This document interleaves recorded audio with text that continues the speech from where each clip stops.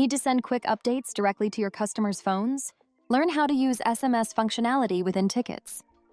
The SMS functionality inside tickets allows you to send text alerts directly to your end users.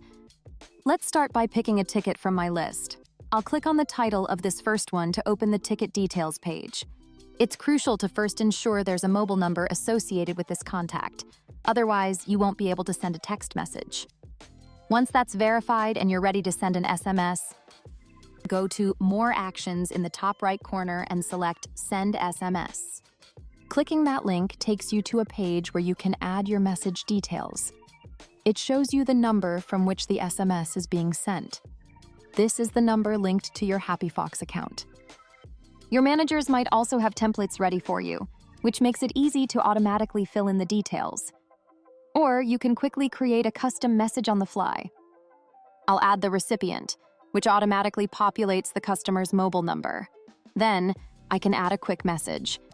If you'd like to preview how that message looks, you can do so at the bottom of the screen. Okay, that looks good. Now simply send the SMS. In a few seconds, it will take you back to the ticket detail page.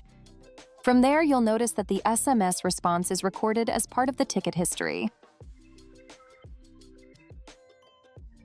If you need more help, click on Support to chat, submit a ticket, or read our knowledge base articles. You can also visit HappyFox University for more videos like this one.